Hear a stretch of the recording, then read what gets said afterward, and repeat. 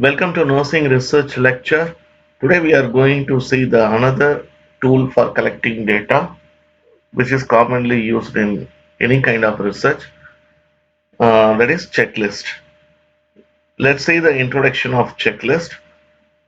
So checklist is one of the most commonly used instrument to evaluate the performance of the samples. Checklist enables the observer to note only whether or not a trait is present. So with the help of checklist, the researcher can able to assess whether a particular trait is present in the sample or not. Otherwise, when the sample or subject in the research is performing some activities, the researcher with the help of checklist can evaluate whether all the steps in that activities are followed or not. So it consists of listing of your steps, activities and behaviors the observer records when an incident occurs. So here the researcher keeps a checklist. In the checklist, all the activities which the subject is going to be do, that is mentioned in that checklist in various steps, or sometimes what kind of things behavior we need to observe, or what kind of the trait we need to observe, that we are listing down in a paper, and we are going to check whether that particular aspect is present or absent in the subject or sample. The observer, as the researcher, has to judge whether the certain behavior has taken place or not occurred. So when I want to do some study, I want to know whether the students having the skill of doing CPR. What is the student skill in performing CPR? So I make a checklist for the CPR procedure. So all the steps will be mentioned in that list. And when the subject or when the student is performing that procedure in front of me, I used to mark a tick whether they follow the procedure in the order or not according to each step. For example, for one procedure, we are if they are doing the hand washing, so I will mark in that checklist the hand washing. Yes, that is they have done. If they have not done any one step, then I will mark it as no. In the no column, I will put a tick. So in the healthcare setting, checklist we are commonly used. This is used to list the patient's behavior associated with particular nursing intervention. So what kind of behavior the patient shows towards a nursing intervention? To know that, I use a tool that is called checklist. So whether or not those particular behaviors occur or not. For example, in one day fully, I am observing a patient. So I am first determining what are the things the patient will do, predetermining the activities the patient will do. For example, patient getting up, going for brushing the teeth, then bathing, then reading newspaper, then doing prayer, then go for the exercise, or then go for breakfast. So like that, all the activities from the time he is getting up from the bed till the time he is going to sleep, all the activities I predetermined and I mentioned in the steps. And I will observe the patient next day and I will mark whether these activities have done by the patient or not. So this is main thing what we are doing with the help of checklist. So now let's see the definition of checklist. So checklist is a simple instrument consisting prepared list of expected time or performance or attributes. So it can be activities to see whether the activities have taken place or not, also to know the performance of the subject, or it is also help to know the attributes whether that particular trait or characteristic is present in a person or not. For example, a person has lot of characteristics, so we mention that helping tendency, leadership quality. Also we are mentioning other aspects or traits which will be present in a individual. And by observing that individual, when that particular tendency comes out from the person, we mark in the checklist in the column which is given there. So this is a simple definition. Checklist is a simple instrument consisting prepared list of special items or performance or attributes which are checked by the researcher for their presence or absence. Another definition says that checklists are constructed by breaking a performance and the quality of a product, which specifies the presence or absence of an attribute or trait, which is then checked by the rater or the observer. So, for example, I buy one product. So, I am buying a car. So, I break the performance of the car in various headings: appearance and mileage, then I am maintenance charge. Like that, I break down into various components and I rate whether it is good or bad. So checklist, either we can mention yes or no, or you can mention present, absent, or you can mention like done, not done, like that you can mention in the checklist. I will show you the example of a checklist so that you will not have any confusion. So this is the checklist. You can see I have given two types of checklist. This checklist is prepared for donning sterile gown and gloves. So in one side, all the procedure we have written in the stepwise. The whole procedure of donning sterile gloves and gowns I have written in the left side. And here I have written yes or no. For example, the first one, like groups down of the neckline allows it to fall open while stepping back from the table. For example, this is the first step. So if it is present, I will write yes. Otherwise, I will mention no and I will mention the command. So whether they have done correctly or whether they have forgotten this, I will write it. And this is another example for checklist. Same only downing and removing non-sterile gloves. So usually in the checklist top we used to have the name to whom we are observing.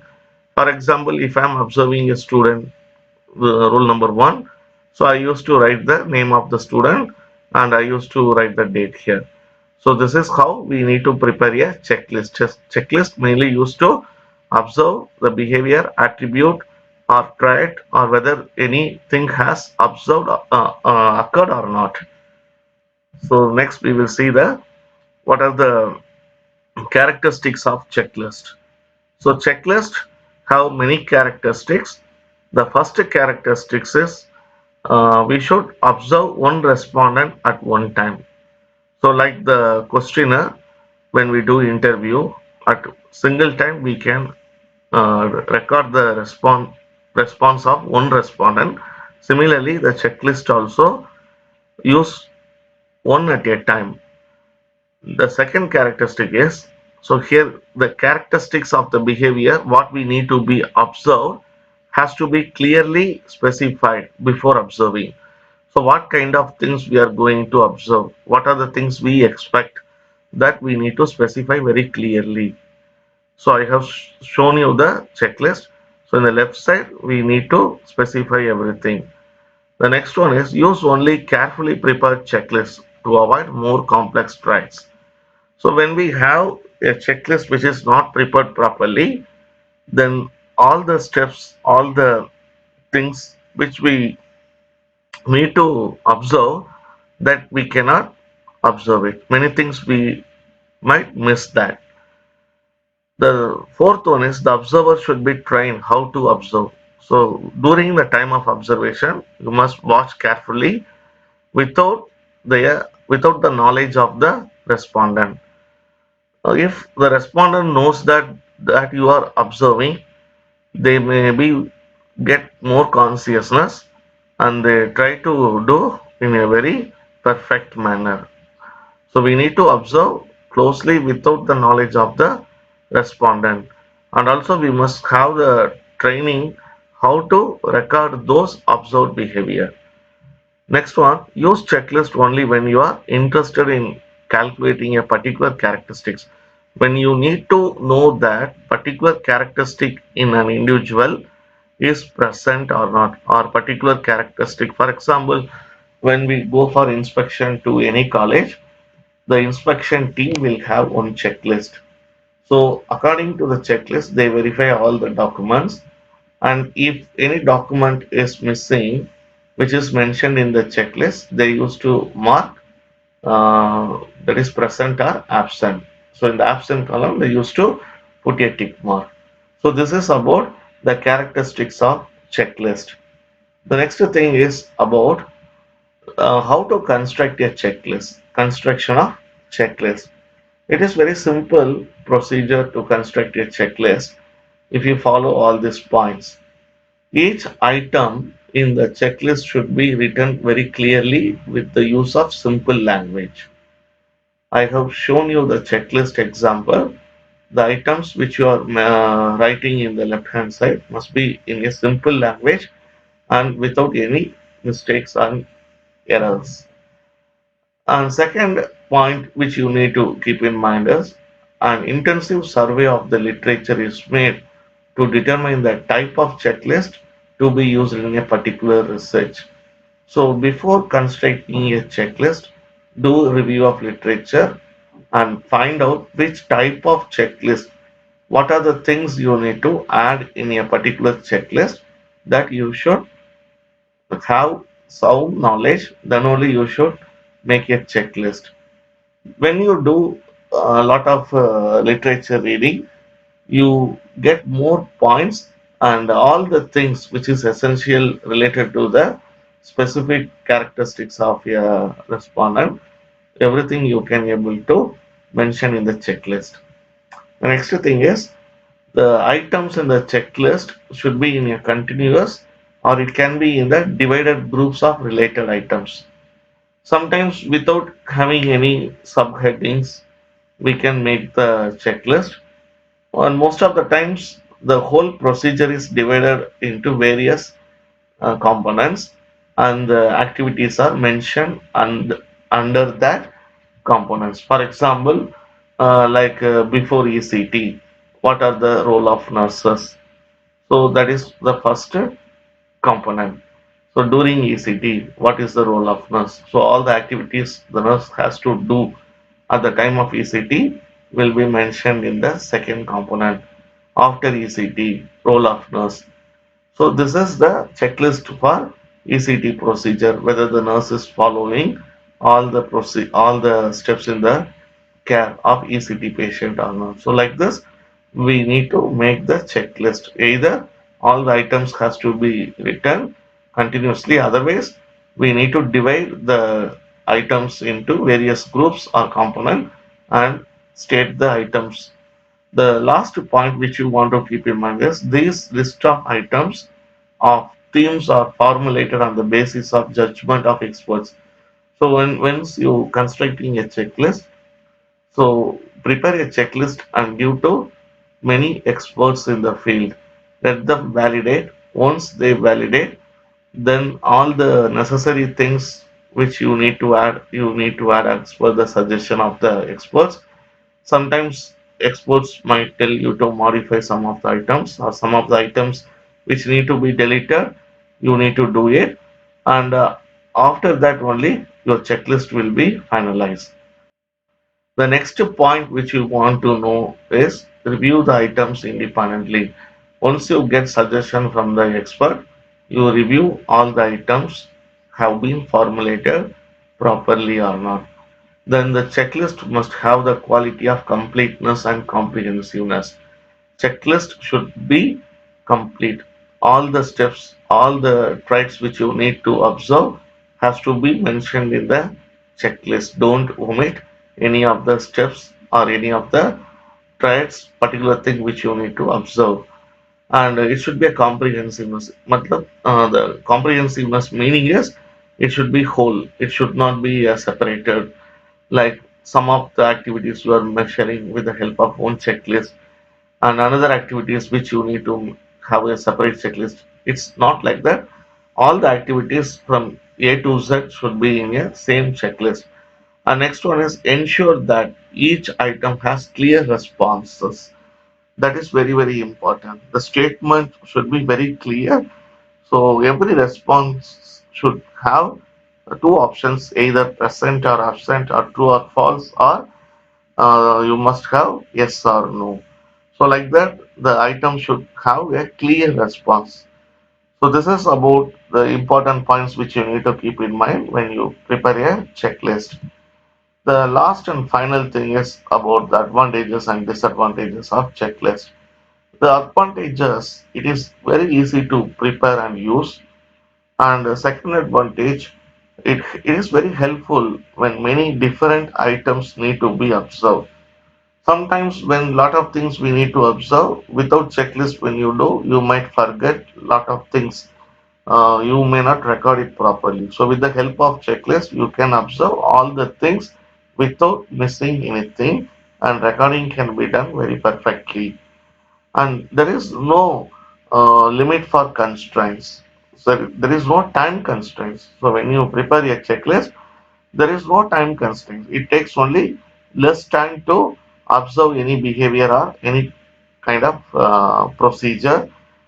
Next one is maybe developed to survey one or more children. So mostly we used to survey many of the samples with the help of checklist, and data can be easily analyzed. Like the questionnaire, the one of the advantage here is with the help of checklist, the data can be analyzed easily.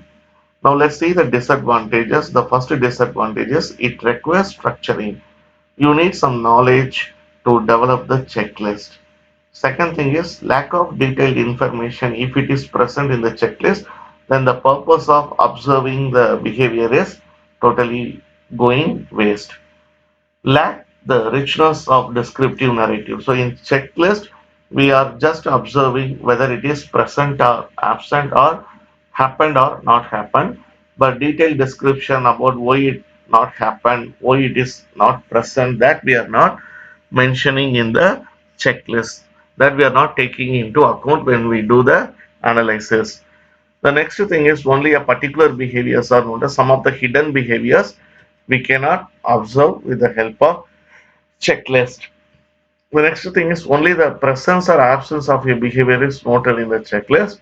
We are not analyzing the causes of that behavior to occur or not occur. That we are not noting in the checklist. So these are the disadvantages of checklist.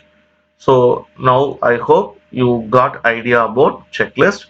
In your research, whenever it is needed, I know you can able to construct a checklist in a good way.